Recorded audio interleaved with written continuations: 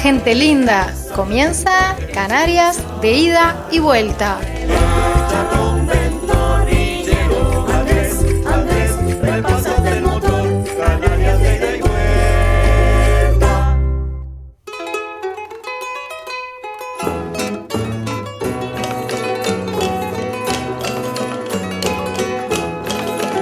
Muy buenos días, como siempre felices del encuentro.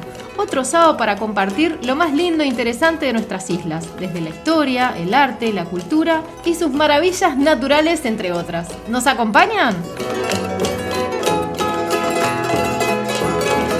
Bien amigos, con motivo de la presentación de los actos por el centenario del escritor José Saramago, el presidente de gobierno, Pedro Sánchez, quien se encontraba de vacaciones en la residencia real de La Mareta, en Teguise, Lanzarote, una hermosa casa-palacio que el rey Hussein I de Jordania encomendó construir a finales de los años 70, que luego regaló al rey Juan Carlos, quien a su vez la cedió como patrimonio nacional.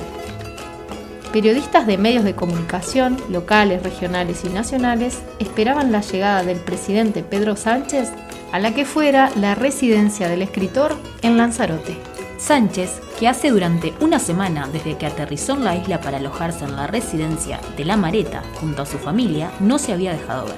Con una multitud circundante con el objetivo de hacer oír sus demandas ante él y el resto de autoridades políticas. El jefe del Ejecutivo optó por pronunciarse con una frase del escritor: "Las energías vuelven siempre cuando la esperanza vuelve". Bien, en este programa conoceremos algo de la vida y obra de quien es referente ideológico aún, defendiendo la utilidad del voto blanco cuando los gobiernos son comisarios políticos del poder económico. El escritor luso que eligió La Conejera como su último paraje. Nada más y nada menos, José Saramago. Conozcamos a este escritor contemporáneo tan importante que dejó su huella en Lanzarote. Saramago nació en una familia de clase humilde. Su madre era analfabeta. Sin embargo, le inculcó la sed del saber y le regaló su primer libro. Se crió en Aciñaga, en Lisboa, Portugal, donde comenzó a estudiar a los 12 años, aunque no logró completar su formación debido a problemas económicos. A partir de los 15 años, combinó el trabajo con el estudio autodidacta, algo que le sirvió años más tarde para entrar como oficinista en la Administración de la Seguridad Social. Más tarde se dedicó al periodismo, a la labor editorial y a la traducción. Fue colaborador de diversos periódicos y revistas, entre ellos Seara Nova. Fue también codirector del Diario de Noticias en 1975. Se adhirió al Partido Comunista Portugués, por lo que sufrió censura y persecución durante la dictadura de Salazar, y en 1974 se sumó a la Revolución de los Claveles, un movimiento que provocó la caída del régimen de dicho país, ya que no convocaba elecciones democráticas desde 1925. Bien, sigamos. Su éxito con plenitud y su gran presencia mediática le llegaron con el Evangelio según Jesucristo, obra que ocasionó un gran malestar no solo de la jerarquía católica, sino también en el gobierno de su país. El escándalo fue uno de los motivos que llevaron a Saramago a instalarse en la isla de Lanzarote con su segunda mujer, Pilar del Río, en 1991. Posteriormente, sus últimas obras, a partir de entonces, llegaron poco a poco al mercado internacional, siendo Ensayo sobre la ceguera uno de sus libros más celebrados y que recibió una excelente adaptación cinematográfica en 2008. Bien, continuamos. Después de recibir el Premio Nobel de Literatura en 1998, su proyección se hizo mundial y su figura alcanzó nuevos niveles de polémica al manifestar, sin ningún tipo de tapujo, sus ideas en contra de la política neoconservadora, la actitud de la Iglesia Católica y a favor de los pueblos más desfavorecidos. José Saramago falleció a los 87 años en 2010, en su residencia de la localidad de Tías, municipio de Lanzarote. Un último dato es que escribió hasta el final de su vida, pues se dice que llevaba 30 páginas de una próxima novela. A continuación, conozcamos cómo Lanzarote conquistó a nuestro escritor. De la vida del escritor en la isla, podemos acercarnos y sospechar cómo se sentía José Saramago en sus primeros días y paseos en Lanzarote. lo compartió con sus lectores a través de unos diarios, Cuadernos de Lanzarote, donde quedaron anotadas cotidianidades, reflexiones e ideas para una obra literaria que se ampliaba sin límites en la isla volcánica. El placer profundo, inefable, que es andar por estos campos desiertos y barridos por el viento, desnudarse de la camisa para sentir directamente en la piel la agitación furiosa del aire. El espíritu entra en una especie de trance, crece, se dilata, va a estallar de felicidad. ¿Qué más resta sino llorar? José Saramago, Cuadernos de Lanzarote. Su sentimiento hacia Lanzarote, en donde aprecia el tiempo que necesitaron los volcanes y montañas para evolucionar en el aspecto actual del paisaje, fue determinante en la transformación de las obras del escritor portugués. Una pequeña isla en medio del Atlántico hizo que una de las miradas más generosas y lúcidas de la literatura se volviera un faro universal, donde la humanidad pudiera hallar respuestas y aliento. Tras la polémica con la publicación del Evangelio según Jesucristo y la negativa del gobierno portugués que impidió la participación del libro en el Premio Literario Europeo en 1991, José Saramago y su compañera Pilar del Río se mudaron de Lisboa a Lanzarote, siendo Lanzarote el punto de encuentro entre el norte y el sur, su balsa de piedra, según él, el lugar que le dio la fuerza para llegar más profundo a las conciencias y al corazón de los lectores. Les compartimos otro segmento de Cuadernos de Lanzarote. Dentro del cráter roto de El Cuervo, sin darnos demasiada cuenta, muchas cosas se tornan insignificantes. Un volcán apagado, silencioso, es una lección de filosofía. Continuando, el paisaje volcánico de Lanzarote convulsiona el alma y a la vez la apacigua. El escritor portugués disfrutaba de pasear por los campos de lava, observaba las piedras como si en ellas se encontrara el inicio del mundo. Todo puede ser contado de otra manera, como decía, y fue a lo largo de esos paseos de los colores, luces y sombras de un paisaje en continuo movimiento, moldeado por los vientos alisios, que descubrió la necesidad de expresarse distinto. Su escritura se volvió más pura y directa. La literatura debía ser como la belleza de Lanzarote, sin grandes descripciones, sin vegetación. Tan solo la montaña, el viento, la fuerza del océano para ir más allá de la superficie a través de las palabras. La primera novela que escribió en Lanzarote fue Ensayo sobre la ceguera, en la que José Saramago enfrenta al lector a la posibilidad de una epidemia de ceguera que asola al mundo.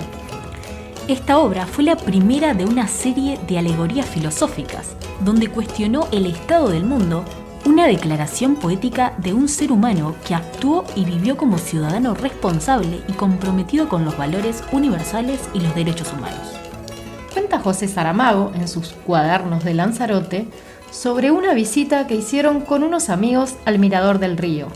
Una gran nube les impidió ver la isla de La Graciosa desde el risco de Famara, y eso le hizo decidir que la ceguera de su novela sería blanca, como un mar de leche. El ciego alzó las manos ante los ojos, las movió. Nada, es como si estuviera en medio de una niebla espesa, es como si hubiera caído en un mar de leche. Pero la ceguera no es así, dijo el otro. La ceguera dicen que es negra, pues yo lo veo todo blanco. José Saramago, Ensayo sobre la ceguera. Bien, en los 18 años que José Saramago vivió en Lanzarote, realizó un trabajo incansable. Las invitaciones para ofrecer conferencias y los viajes se multiplicaron, pero al volver a Lanzarote, en palabras de él, tenía la sensación intensísima de estar regresando a casa. Lanzarote es como si fuese el principio y el fin del mundo. José Saramago.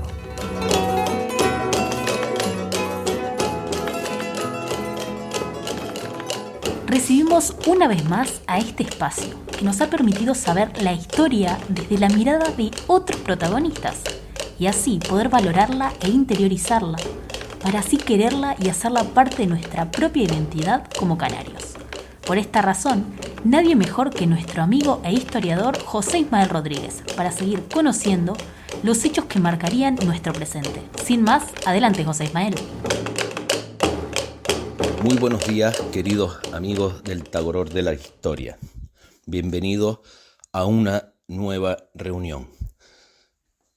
Con ustedes, como siempre, José Ismael Rodríguez Delgado de Molina. Hoy vamos a dejar atrás la guerra en Gran Canaria, tras el pacto de Fernando Guanarteme con parte de los isleños de la isla de Canarias, y nos vamos a trasladar a la isla de La Gomera, a 1483. La isla de La Gomera, los gomeros actualmente presumen de que son una de las islas que nunca fueron conquistadas. Y en parte tienen razón, pero no solo es La Gomera. Como hemos visto, ni en Lanzarote, ni en Fuerteventura, ni en El Hierro hubo guerra abierta para la ocupación por parte de los europeos de las mismas. En La Gomera tampoco la hubo. Pero eso no quiere decir que los castellanos hayan terminado por imponerse por la fuerza y de forma brutal en esta isla. Y eso es lo que hoy empezaremos a ver. Los hechos sucedidos en 1483, cuáles son sus antecedentes y cuáles son sus desencadenantes. Pero antes, queridos amigos, sí me gustaría advertir, para que tengamos más o menos una idea de cuál es la situación general en el archipiélago, sobre el conocimiento que tienen los canarios sobre su historia, pues como digo, sí me gustaría advertir una cosa. Todo esto que hemos ido viendo a lo largo de todas las reuniones del Tagoror, absolutamente todo esto que hemos visto, nada se estudia en los colegios de Canarias, absolutamente nada. Pero no es que no se estudie y se analice y se debata en primaria o en secundaria, es que tampoco se hace en el bachiller. Pero es que no solo no se hace en el bachiller, sino que tampoco se estudia la historia, tanto antigua, moderna como contemporánea, de Canarias y de los canarios, en ninguna de las dos universidades, ni en la Universidad de La Laguna, ni en la Universidad de Las Palmas. Hasta finales de la década de los 90 del siglo pasado, por lo menos, hasta ese momento, no se estudiaba absolutamente nada, ni en el colegio, ni en la universidad, de la historia antigua, moderna y contemporánea de Canarias. Este hecho es importantísimo saberlo, porque así entenderemos el porqué de muchas cosas. Los canarios, en un 99% del total, ignoran absolutamente todo lo que tiene que ver con la verdad histórica pasada del archipiélago. Y todo lo que creen saber normalmente es mentira.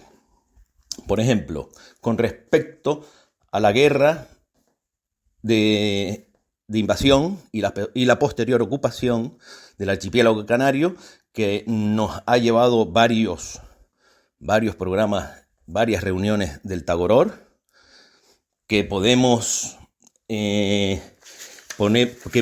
fijar el inicio en 1339, como ya hemos visto, bajo con el intento del rey Alfonso IV de Portugal, el primer intento de invasión de Canarias, hasta 1502, con la muerte de Ichazagua, que ya la veremos.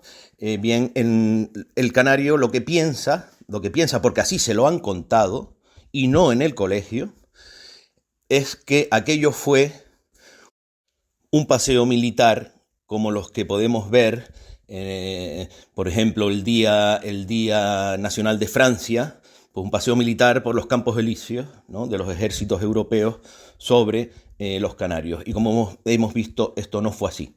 Fueron más de 100 años de resistencia por parte de los canarios a la invasión y a la ocupación de Canarias por parte de los europeos. Bueno, todo esto es absolutamente desconocido por la inmensa mayoría de la población canaria. Pero volvamos a La Gomera. Como ya hemos visto, los derechos de conquista sobre el Principado de la Fortuna, es decir, el archipiélago canario, habían recaído en su momento en Luis de la Cerda. De Luis de la Cerda pasan a Jan de Betancourt, que se los cede a su sobrino Maciot de Betancourt. Y este vende estos derechos al conde de Niebla, que posteriormente, tras arruinarse en sus intentos de conquista en Canarias, se los vende a los Peraza. Los Peraza terminan estableciéndose en La Gomera y, como vimos, y tras el pacto entre Castilla y Portugal, una hija de Diego García de Herrera, Inés Peraza, casa con los portugueses y se establece en Lanzarote. Pero los derechos seguían perteneciendo a los Peraza, los derechos sobre el Principado de la Fortuna. También, como habíamos visto en su momento, estos establecimientos, tanto en La Gomera como en Lanzarote, eran simples campamentos comerciales. No había poder político ni militar de los europeos sobre los naturales, sobre los canarios. También hemos visto cómo esto fue cambiando a lo largo del tiempo. Pero bueno, centrémonos en La Gomera. Tenemos a los Perazas en esta isla, asentados en esta isla. Y en el año 1476 venden los derechos de conquista sobre Gran Canaria, Tenerife y La Palma a Castilla. Los venden por 5 millones de maravedís, que son cobrados en 4 plazos por su hijo, por el hijo de estos, Hernán Peraza, entre los años 1487 y 1490. Estos derechos de conquista se los vende a Castilla, obviamente. Y ahí es el origen de las islas de Señorío y de Realengo, como ya hemos visto. La coexistencia entre europeos y gomeros fue más o menos llevadera y pacífica hasta la llegada al señorío de la isla de La Gomera y el Hierro de Hernán Peraza, hijo. Es en este momento cuando comienza el principio del fin de la convivencia pacífica. Cuando Hernán Peraza accede al señorío, los distintos jefes de los cantones de La Gomera se reúnen con él para renovar el pacto. Es el pacto de colactación, es un pacto de origen, obviamente, amazigh, bereber, por el cual un extranjero era aceptado como uno más, como un hermano dentro de la comunidad. Así lo entendían los gomeros. Este era un acto que unía a Peraza como uno más, con sus obligaciones y derechos. Mientras Peraza entendió el pacto como un acto de vasallaje y por lo tanto lo incumplió desde el primer momento. Según las fuentes etnohistóricas, Wolf es uno de ellos que describen a Hernán Peraza como hombre sin conciencia, soberbio y brutal.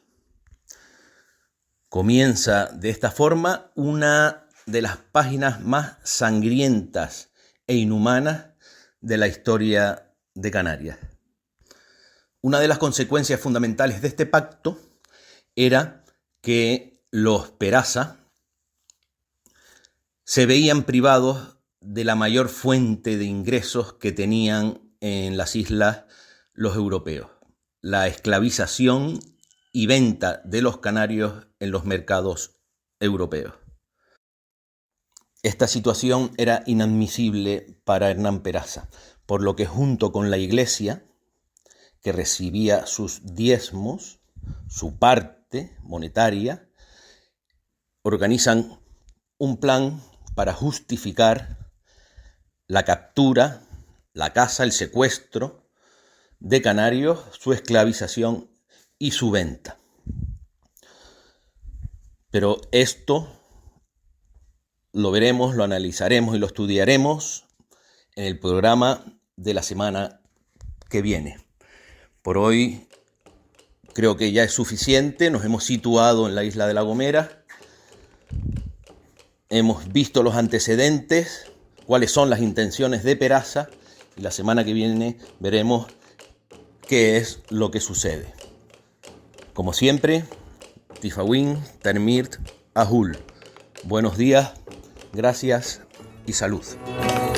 Como siempre, muchísimas gracias, José Ismael, por transmitirnos tus conocimientos sobre lo acontecido en el levantamiento de La Gomera, para no seguir ignorando nuestras raíces y lo importante que es conocer la historia y las voces silenciadas de nuestros antepasados. Será hasta la próxima semana, en la que estaremos ansiosos de poder seguir profundizando en los sucesos que debieron enfrentar los habitantes de la isla de La Gomera. Tifawin, Tanmirt, Ahul. A continuación, los dejamos con el espacio del Grupo Garoé de Sociedad Islas Canarias. Gracias, Cintia. Hoy les vamos a hablar sobre otro patrimonio invaluable en las Islas Canarias. La Quinta Verde es una hacienda situada en el casco urbano de Santa Cruz de La Palma, Isla de La Palma. Está declarada Bien de Interés Cultural desde 2007. Una hacienda de campo, próxima al núcleo urbano, construida por las clases aristocráticas como lugar temporal de descanso y recreo. La Quinta Verde es un ejemplo interesantísimo de casa suburbana, pero también es importante por su entorno natural, destacando su precioso palmeral. Es casa y a su vez lagar, esto es, el lugar donde se encuentra una igualmente denominada prensa donde se pisan los frutos de la vid, para obtener el mosto, el zumo de la uva que aún contiene la piel, las semillas, en una de las primeras etapas de la elaboración del vino. Este lugar fue salvado por un grupo de palmeros concienciados sobre la importancia de esta propiedad. Uno de ellos fue Luis Morera, del grupo Taboriente, que le dedicó la popular canción A la Quinta Verde. Escucharán una interpretación por el Grupo Garoé de Sociedad Islas Canarias.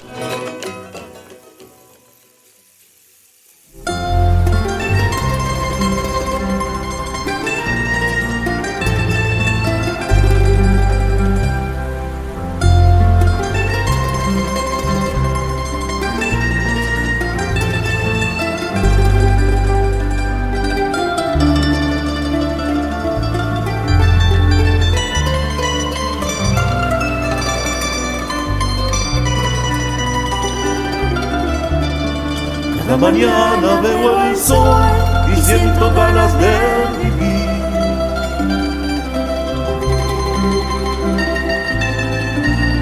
Es tan perfecto su camino que estabiliza mi existencia y como ejemplo he de seguir.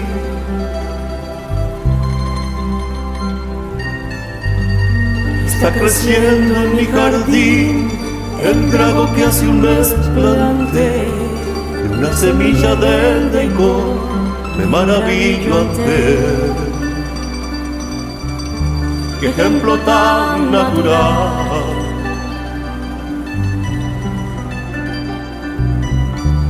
La Quinta Verde es un jardín donde la luna hace el amor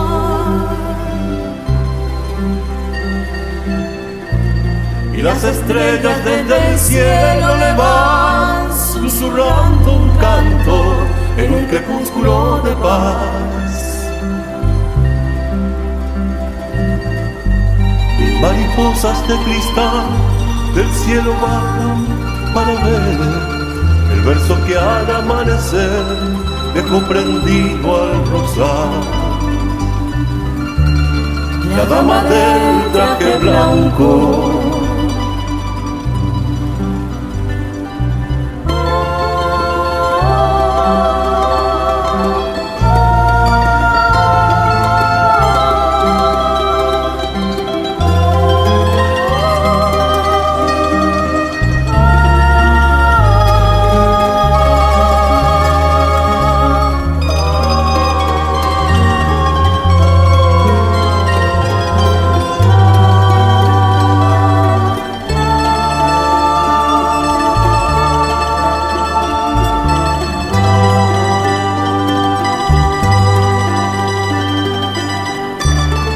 Amanece el día gris y en el ocaso no está el sol.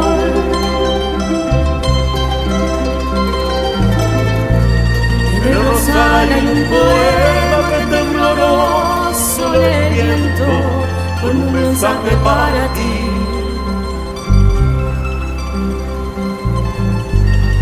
Pero hasta el agotamiento en cada nuevo amanecer, una vez venza el amor y el mal se aleje de ti. Con destierro fugaz,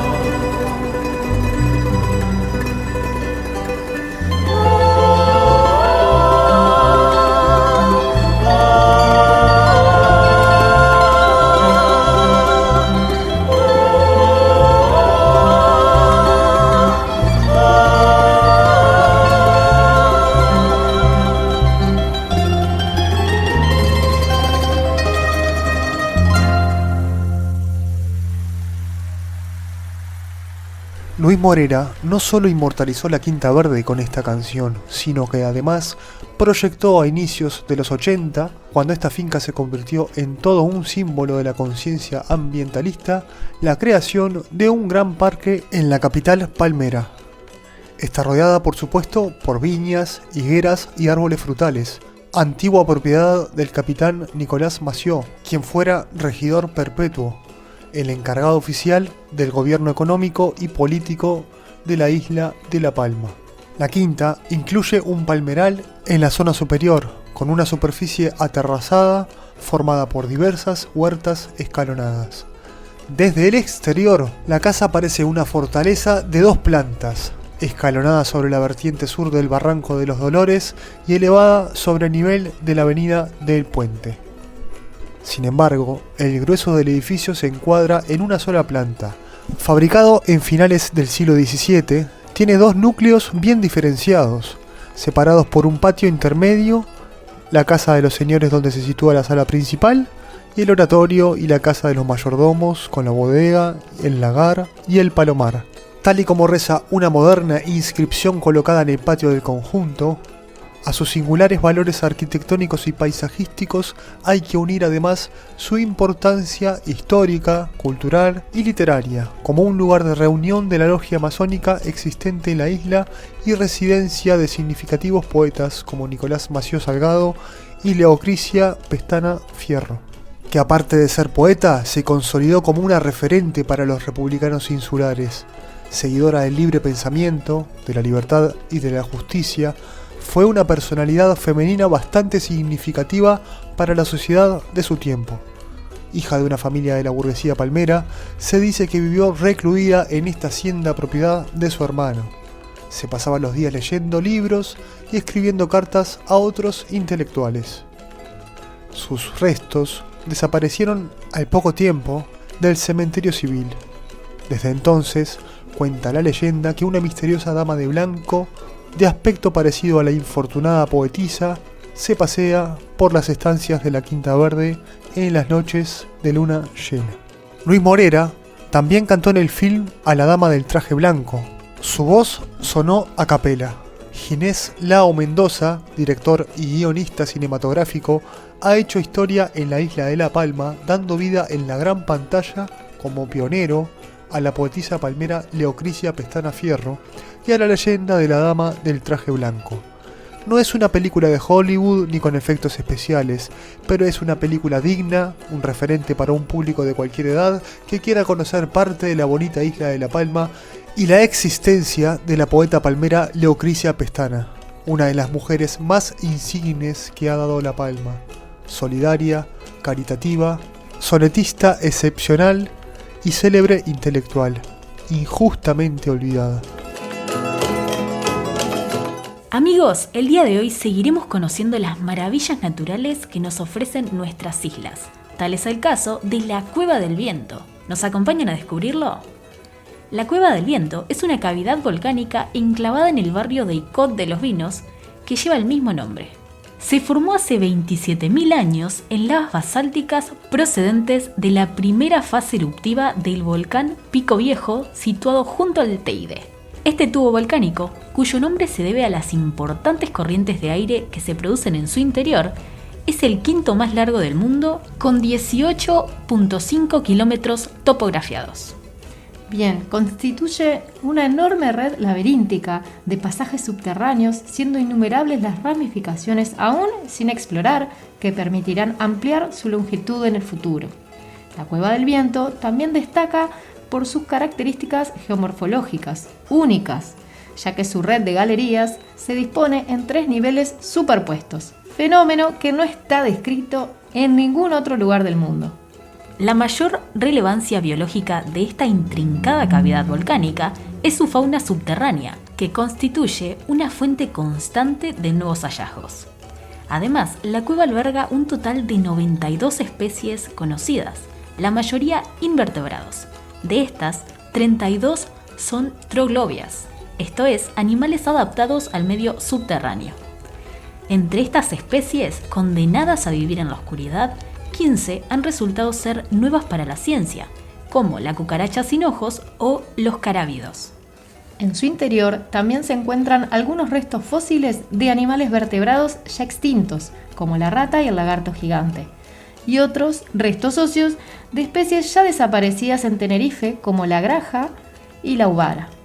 El gobierno de Canarias aprobó en 1998 un plan de protección de los recursos naturales de la Cueva del Viento, dando paso a la declaración como Reserva Natural Especial. El plan nació para frenar las actuaciones que dañan a la cueva, como nuevas construcciones, alteración del suelo o cualquier tipo de vertido.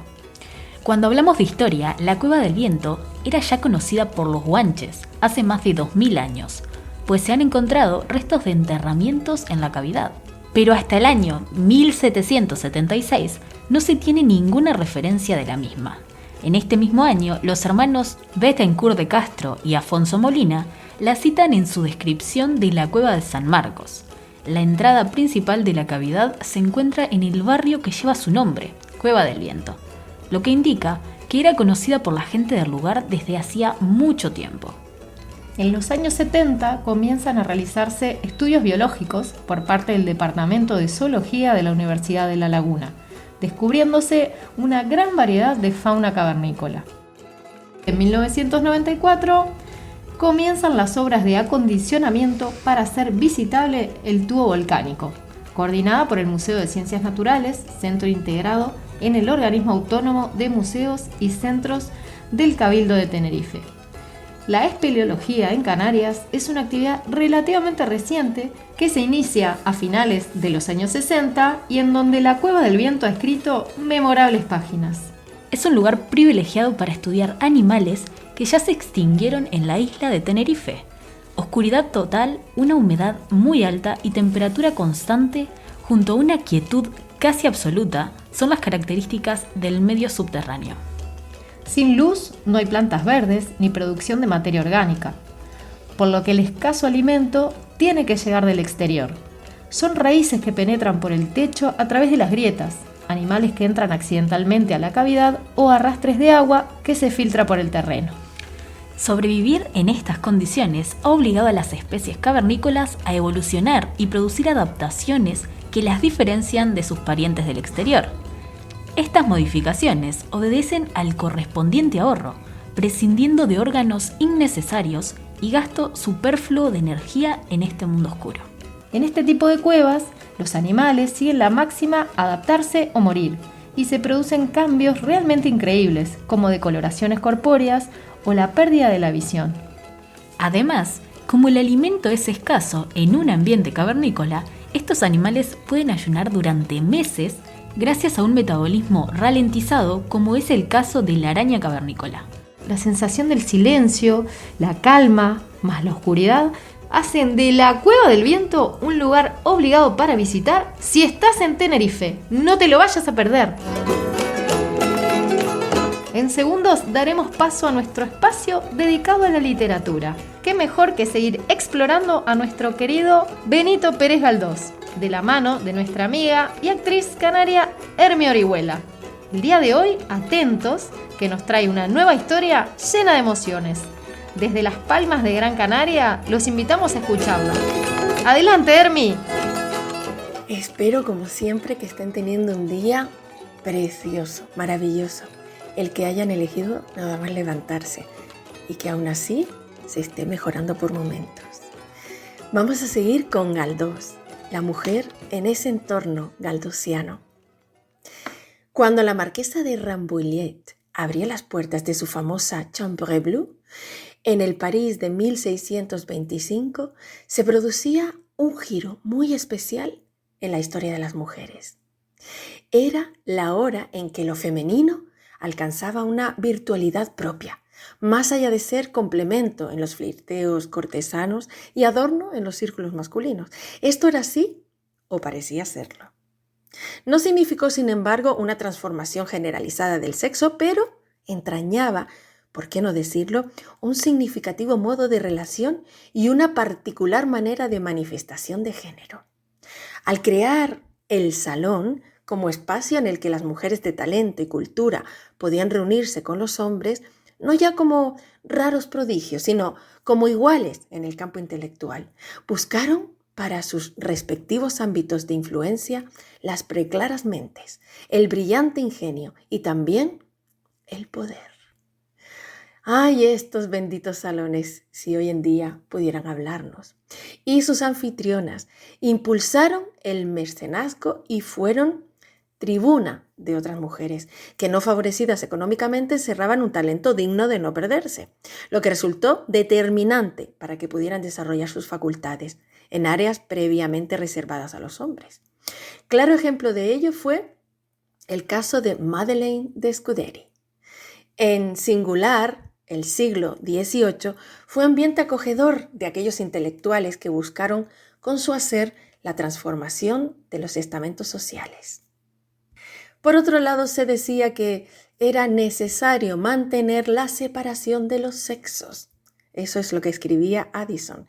Y Bonaparte insistía en que no se podía permitir que las mujeres abandonasen el estado de dependencia en que debían vivir, pues consideraba que el desorden se produce cuando las mujeres abandonan el estado de dependencia donde deberían permanecer.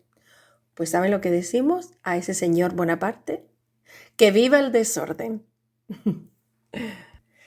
Incluso los ilustrados, pese a su doctrina rompedora con la injusticia social reinante, vuelven en las cuestiones de género a los parámetros preestablecidos en las que generaciones precedentes, y tanto en la moral como en la ubicación estamental, no se deja de recoger velas.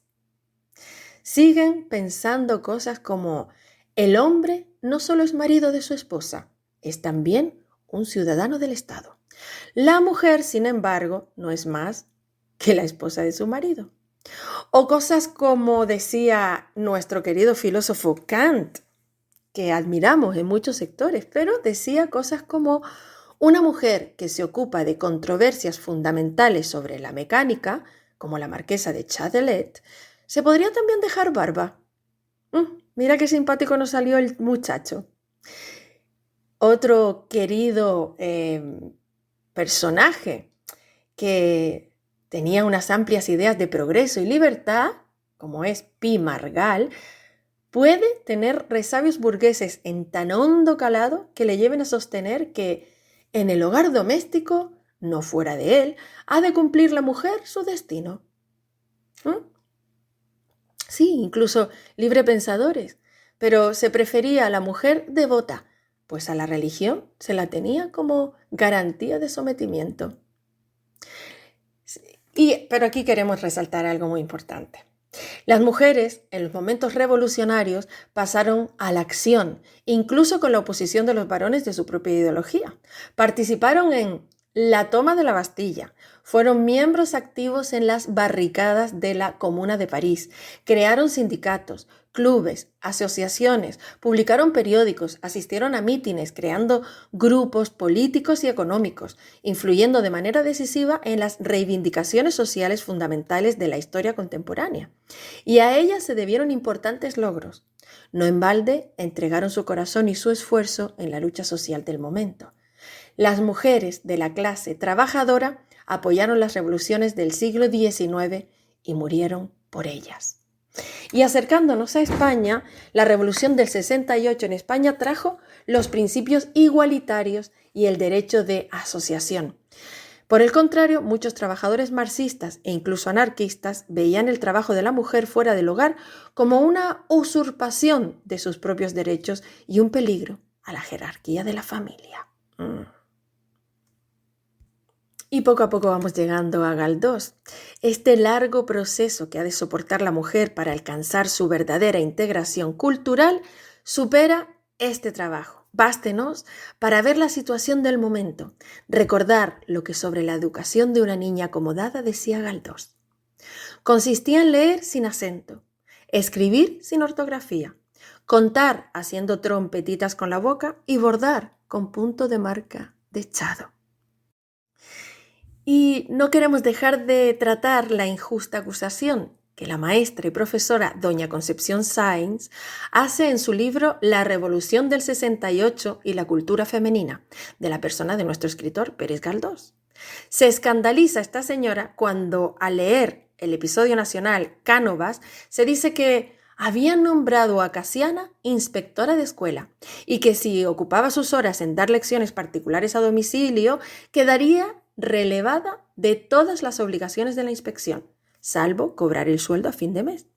Dice la señora Sáenz que se indignó porque Casiana es retratada por Tito Liviano como mozuela que yo recogí en el arroyo y que, al entender de la dignísima maestra, la célula germinal de la inspección escolar femenina, encarnada en tal desdichada, no me resultaba demasiado pura ni digna. Pero ya conocemos bastante el interés que tiene siempre el maestro Galdós por la educación y la crítica socarrona y tal vez punzante de la incuria que se daba en aquellos momentos de nuestra sociedad española. Hasta aquí Hermi nos contextualizó la situación de la mujer en aquellos tiempos, donde si ella se despegaba del rol impuesto de ama de casa y esposa, era mal visto por la sociedad y hasta por los grandes pensadores, entre tantos otros. Seguimos, Hermi, con esta maravillosa obra. En este programa de hoy queríamos hablar de otra de sus grandes novelas, Realidad, una de las novelas dialogadas de Galdós. En 1889 publicó Galdós la primera de sus novelas dialogadas, según él las llamaba. Galdós quería hacer teatro de lectura. Cita como ejemplo de este género La Celestina, que califica como la más grande y bella de las novelas habladas. Llega a opinar que ciertas obras de Shakespeare no son para representarlas, por lo menos en el teatro de nuestros siglos, sino que pertenecen al teatro ideal, leído sin ejecución. Es curioso que un novelista como Galdós, tan enormemente productivo, capaz de escribir hasta 3 novelas extensas al año, llegase a sentirse insatisfecho con la forma artística de la novela realista, en la que había hecho obras tan magistrales como su maravillosa Fortunata y Jacinta y otras muchas. Lo cierto es que Galdós necesitaba expresarse en otra forma artística sin poder contentarse con los laureles ya obtenidos. La forma epistolar presenta la acción desde el punto de vista del que escribe la carta o cartas. En este caso presenta a Federico Viera y Augusta como amantes. De noche, inquieta y fingiendo estar dormida, Augusta se imagina ver la sombra del marido. Por fin se da cuenta de su ilusión y admite: reconozco la realidad. La tal sombra no existe. No obstante, hemos estado muy cerca del mundo sobrenatural de los espectros. Es posible que Augusta, nuestra querida protagonista de hoy, sea un reflejo de Emilia Pardo Bazán, de la que ya hemos hablado en otras ocasiones, con quien Galdós tuvo grandes vínculos emocionales y artísticos, y que Galdós trate de expresar en la actitud caritativa de Orozco el deber que él y Emilia Pardo Bazán sentían como cristianos de aliviar la miseria que veían en los barrios bajos madrileños. En realidad, la situación se complica en la jornada tercera con la llegada a Madrid de Joaquín Viera, el padre de Federico, dispuesto a sacarle el dinero a Tomás Orozco. Orozco decide hacerle caso, tratando de favorecer también al necesitado Federico y a su hermana Clotilde. En la jornada cuarta se empiezan a descubrir las relaciones amorosas entre Augusta y Federico. Mientras tanto, Orozco sigue impertérrito en sus planes de ayudar a Federico, quien se niega a aceptar su generosidad por remordimiento de sus relaciones secretas con Augusta. La sombra de Orozco se le aparece en la casa de San Salomé y en su propia casa, insistiendo en su propósito de ayudarle. En la jornada quinta, el misterio sin resolver en La incógnita, en la anterior obra de Benito Pérez Galdós, se resuelve por la intervención de la sombra de Orozco. Cuando la sombra se marcha, Federico coge la pistola y se pega un tiro en el costado. Herido, sale a la calle, donde se dispara otra vez y se mata. Después de la muerte de Federico, Augusta está en un estado de histeria que le hace pronunciar frases inconexas a su marido. Orozco entiende, pero insiste en no hacerle caso mientras no declare la verdad, cosa que ella no se resuelve a hacer. Al final, Tomás, solo en la alcoba, ve entrar la imagen de Federico con el que se reconcilia con un gran abrazo de perdón. La manera de desenvolver la acción en esta novela dialogada, el cambio constante de lugar, parece un guión cinematográfico. La intervención de la sombra de Orozco y de la imagen de Federico son de un efecto simbólico muy distinto al ambiente realista con el que se acostumbra a asociar las novelas realistas contemporáneas de Galdós. Emilia Pardo Bazán se entusiasmó cuando vio la versión teatral de Realidad. Comentó: además, no hay pensamiento más cristiano. Lo dice por la actitud de Orozco perdonando a los que ofenden su honor en vez de vengar el ultraje, como hubiera hecho un marido de Calderón o de Lope. Se observa una influencia indirecta de Ana Karenina de Tolstoy en el desenlace de la novela dialogada de Realidad. Y sin más, damos paso a esta genial obra y a su maravillosa Augusta. Ay, el corazón me salta en el pecho. Yo no soy sistemática, pero me inclino comúnmente a admitir lo extraordinario, porque de este modo me parece que interpreto mejor la realidad, que es la gran inventora, la artista siempre fecunda y original, siempre. Suelo rechazar todo lo que me presentan ajustado a patrón, todo lo que solemos llamar razonable para ocultar la simpleza que encierra. Ay, los que se empeñan en amanerar la vida no lo pueden conseguir. Ella no se deja. ¿Qué se ha de dejar? Todo lo vulgar me parece falso. Tan alta idea tengo de la realidad como artista, ni más ni menos. Ay, al fin se ha ido Manolo, el centinela de vista, y podemos hablar un instante. Tengo que decirte que te estás portando indignamente. No quiero saber nada. 6 días sin verme. No, tuya y 1000 veces tuya. No sé qué tienes en esos ojos. La traición, la mentira, el cinismo.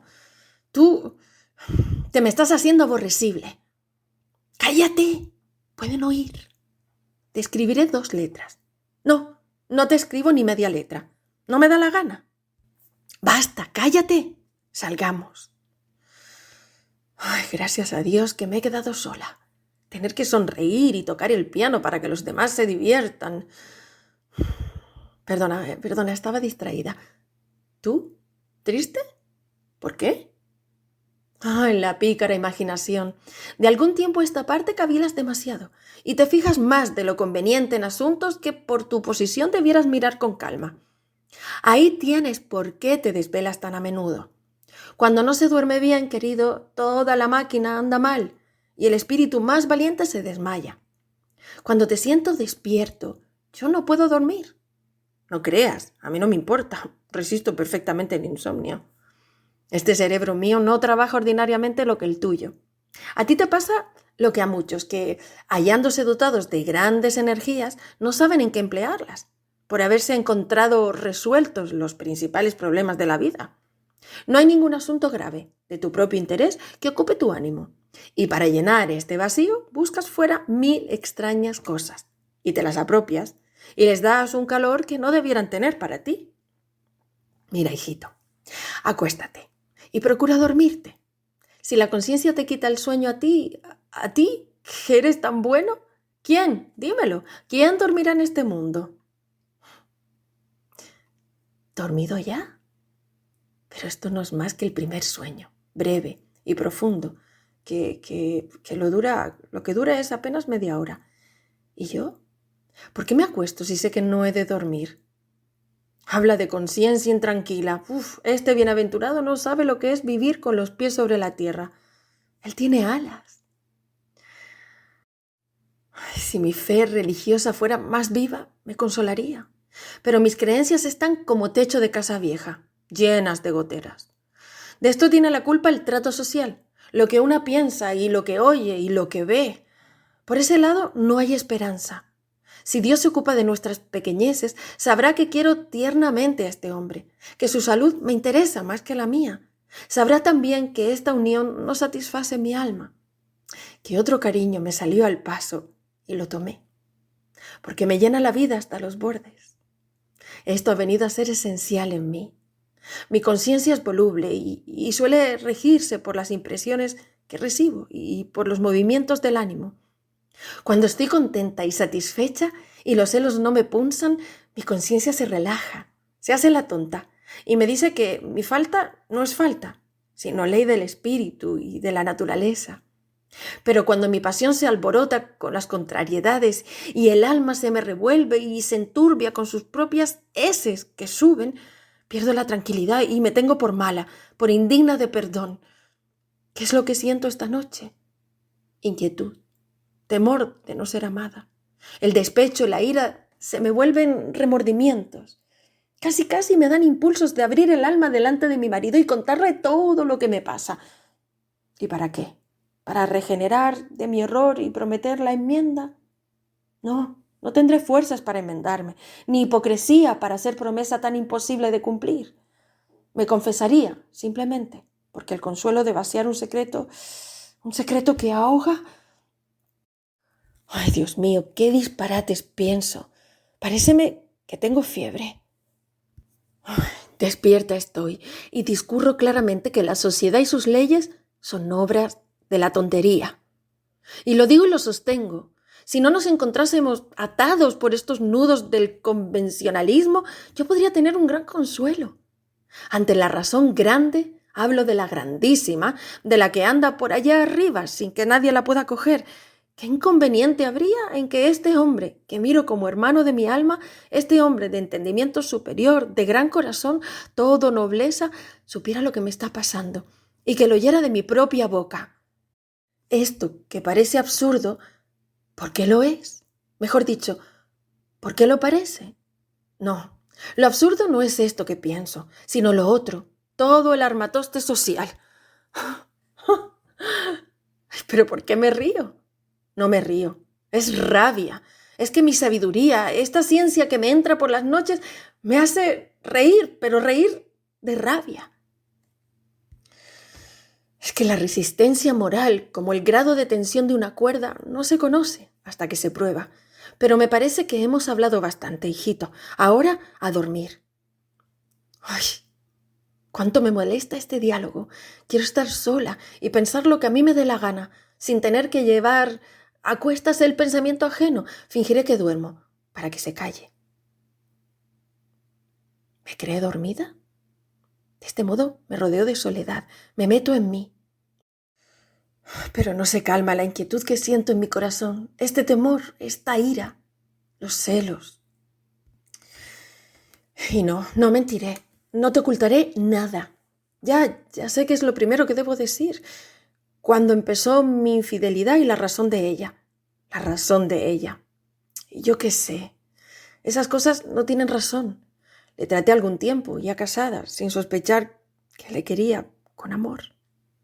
No caí en la cuenta de que estaba prendada de él, sino cuando me declaró que se había prendado de mí. Y le amé locamente. ¡De ida y Cuando me fui vuelta! enterando de sus desgracias, de las cadenas ocultas que arrastra el pobrecito, le quise más. Le adoré.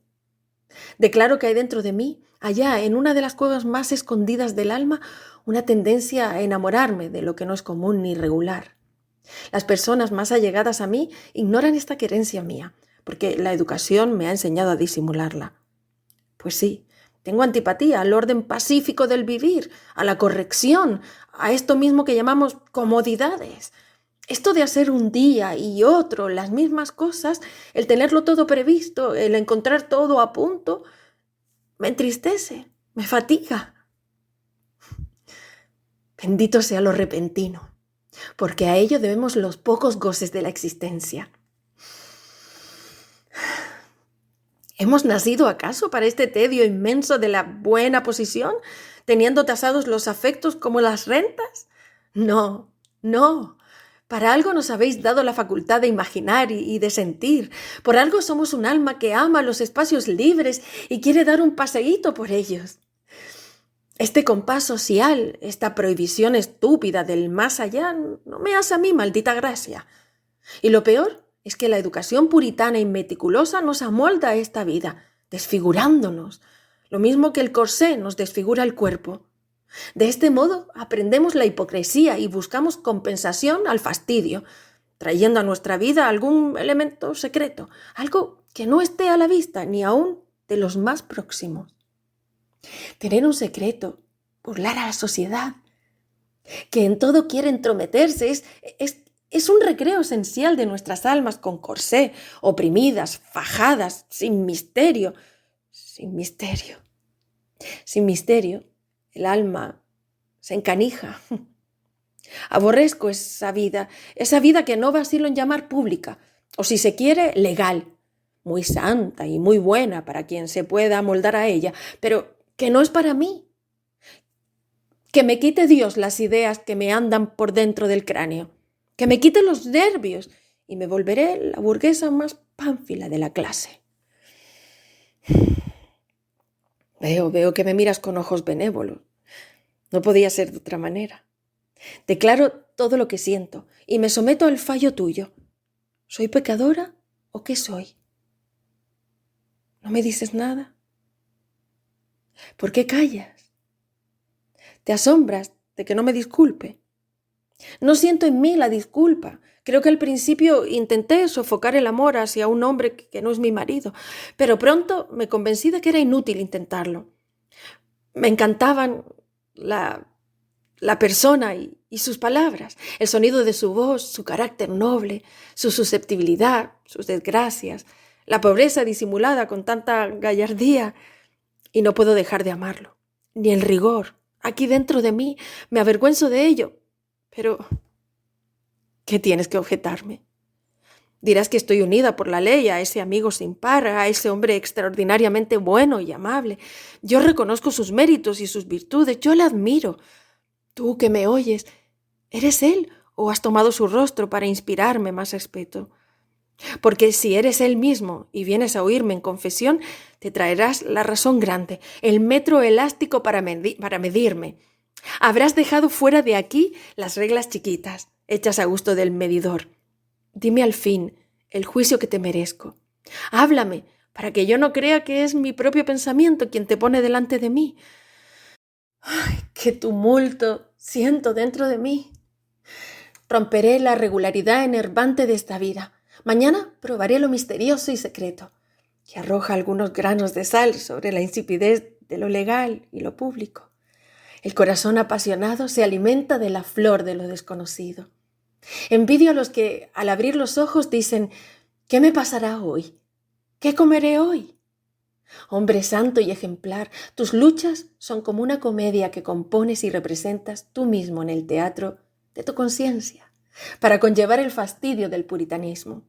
El bien y el mal, esos dos guerreros que nunca acaban de batirse, ni de vencerse el uno al otro, ni de matarse. No cruzan sus espadas en tu espíritu.